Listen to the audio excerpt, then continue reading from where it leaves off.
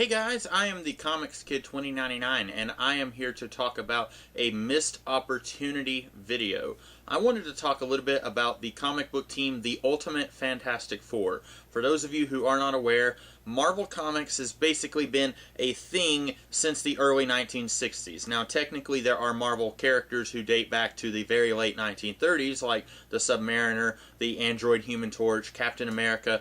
For the most part, though, Marvel Comics hasn't really been a shared universe since the very early 60s. That's really when it all started. That's when the Fantastic Four first appeared. You had characters like Daredevil, Spider-Man, Iron Man, Captain America was brought back, the Submariner was brought back. That's really when the whole shared universe thing got started. And then for about 40 years that was a thing, and then in the very early 2000s, Marvel started an additional universe. They kept the old one going, but they started a new one that was much more modern day. So you didn't have stuff like radioactive spiders, instead you had like a genetically altered spider. And you had a whole lot of that going on, and then you had Ultimate X-Men and Ultimate Spider-Man, and you had a few other titles. The Ultimates, which was a very occasional series, it would come out like once every 3 or 4 months. You had Ultimate Marvel Team Up, and then eventually you had a series, Ultimate Fantastic Four.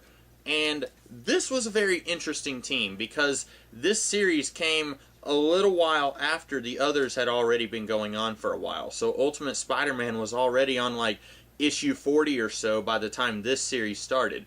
And this would have been just another series except for a few things. Number one, the Fantastic Four had already been mentioned in a few other series. Early on in the Ultimates, Nick Fury is talking to Tony Stark, and he mentions that he's putting together this team, and Tony Stark says, did you think about asking the Fantastic Four to join? Because they're not thinking of just a small 5 or 6 person team. They're wanting to put together an entire army of superheroes to basically protect the country. And Tony Stark is saying, well, what about the Fantastic Four? Nick Fury says, no, they're currently facing a lot of allegations of being mutants, and I don't need anti-mutant hysteria to be attached to the Ultimates name brand, so I'm just going to let the Fantastic Four do their own thing, and I'm not going to ask them to be part of this team.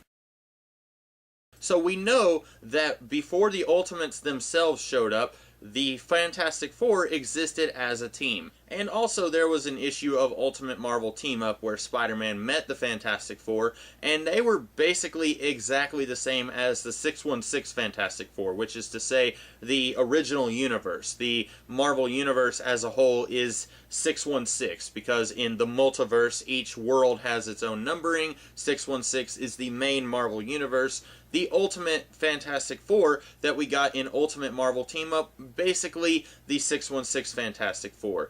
That whole issue is a little problematic because it basically doesn't even act like a normal comic book. Within the issue, you have characters meeting comic book writers who worked at Marvel Comics at the time, and then at the end of the issue, one of the Fantastic Four members says, well, it's the end of the issue, the story is now over.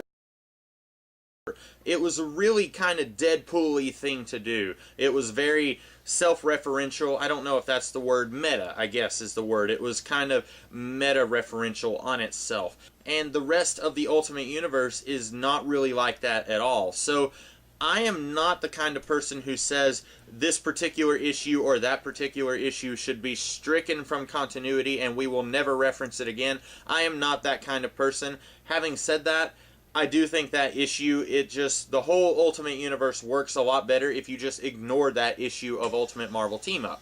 But if you wanted to say that that issue of Ultimate Marvel Team Up did happen and Spider-Man actually met the Fantastic Four, who were apparently older than he was, then there is a way that you could have done this. Because in this book right here, which happened after that issue of Ultimate Marvel Team Up, these guys are all teenagers. Reed is maybe 18 years old here. Ben and Sue, they're about the same age. Johnny is a little younger than them.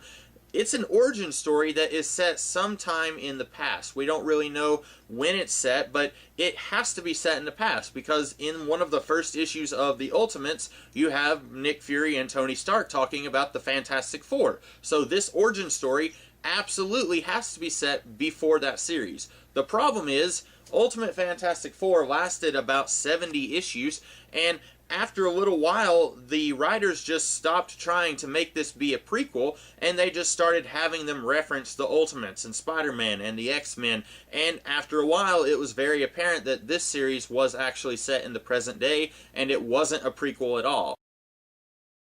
Now, I don't know, maybe it was never intended to be a prequel. Maybe from the beginning they were just saying, you know what, let's just ignore all the references to the Fantastic Four from earlier in the Ultimate Universe. Let's just say this is the only time the Fantastic Four has existed. And one of those times was the Ultimate Marvel Team-Up issue, which a lot of people probably didn't really like because it was a little bit more silly. It wasn't really a serious issue, and it had characters mentioning Marvel Comics and mentioning that they were in a comic book, so it would be pretty easy to say, yeah, that issue never happened, and then it would, I guess, be pretty easy to say that Nick Fury and Tony Stark, they weren't actually talking about the Fantastic Four. You can just ignore all of those references and say that this series is just set in the present day.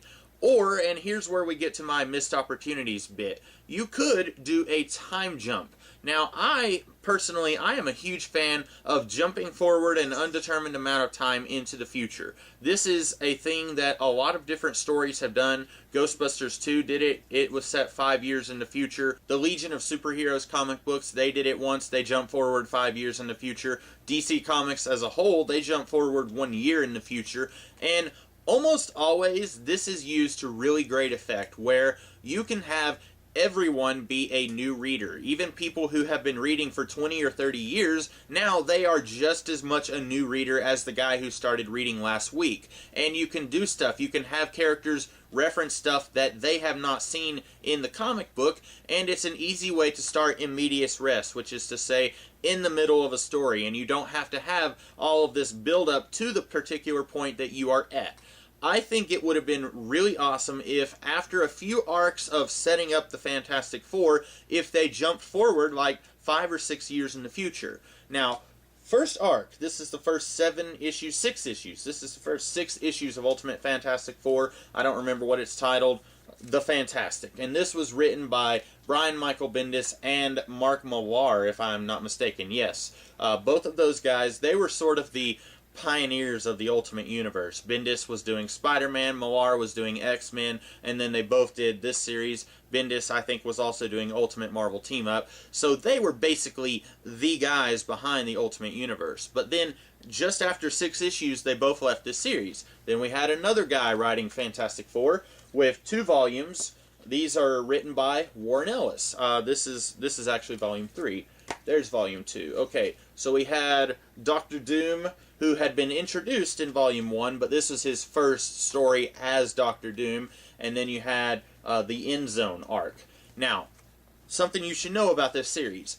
Throughout all 3 of these arcs, the Fantastic Four is being kept a secret. Joe Schmo on the street does not know anything about the Human Torch or Mr. Fantastic or anything like that. These guys are a government secret. They live and breathe in the Baxter Building, which in the Ultimate Universe is a think tank for geniuses. They live there. They are never allowed to leave. They don't explore their powers outside of the building. Nobody knows of the Fantastic Four. They have done a few things, superhero-y type things, but nobody really knows anything about them. Until the end of this volume.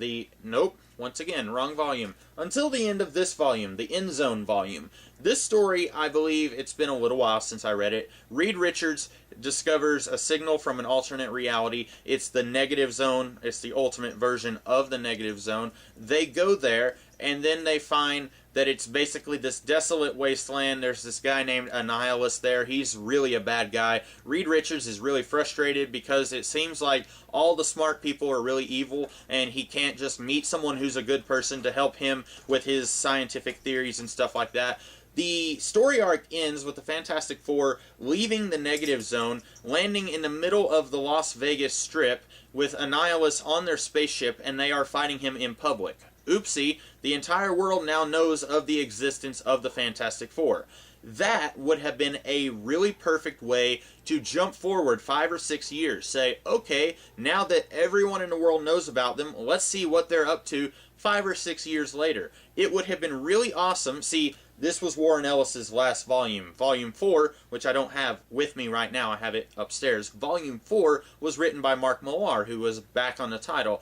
It would have been really awesome if all the people involved with this series, Warren Ellis, whoever was editing the series, Mark Millar, it could have been really cool if all of these guys got together and said, okay, what are we going to do after everyone on the planet finds out about the existence of the Fantastic Four?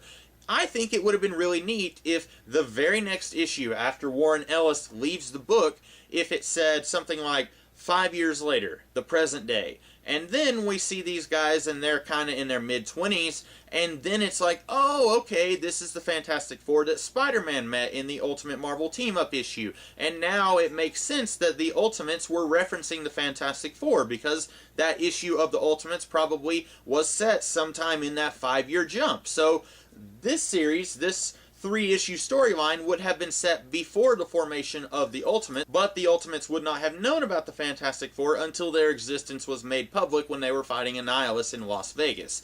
I think this is a kind of cool idea. I'm sure it doesn't really matter all that much now because this series was like over 10 years ago. We've been through like 2 different versions of the Ultimate Fantastic Four since then. We had one where Reed Richards was kind of a supervillain, I guess. I haven't read those issues. And we have another team that's not even anything like this team. I think Sue Storm is the only one from the original team who's on the new Ultimate Fantastic Four. But I still think this would have been a really cool way to kind of maintain the continuity that had been set up until that point.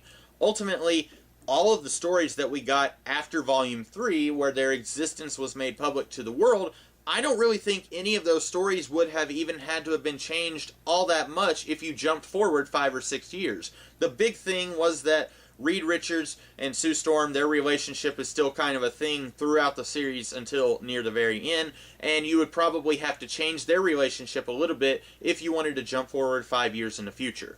So that's my video. That is my missed opportunity that I wanted to talk about. I'm curious what you guys think of this video. Do you like this idea? Do you think it's kind of stupid? Do you think that they should have just ignored any and all mentioning of the Fantastic Four before this series? Do you think they should have just ignored all those mentions? Let me know in the comments below. If you like this video, be sure to like, share, comment, and subscribe. If you dislike this video, let me know what you did not like in the comments below, and I will always try to take your advice, take your feedback, and apply it to my channel and try to improve my channel in the future. Until then, I will see you guys later. I hope you have a great rest of the day.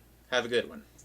Also, I forgot to mention this when I was filming the video, but in the Ultimate Marvel Team Up series, we actually had a couple of mentions of Latveria, and from what we could hear, it was an actual country. We even got to see in one issue, we were inside the embassy, the Latvian embassy, and we saw a portrait of Dr. Doom. Well then, in the Ultimate Fantastic Four series, Latveria, if you can even call it that, was just a collection of tents and really small houses, and Dr. Doom was using his technology to kind of create this very small, very rundown country that had almost no economy at all, and it had just kind of come out of nowhere. The only reason it was even a thing at all is because Dr. Doom was really smart and was using his intelligence to provide for his people. So another way that this time jump thing could have worked really well, in my humble opinion, is if in the Ultimate Fantastic Four arc, where we finally meet Dr. Doom after the accident, he has this country that's like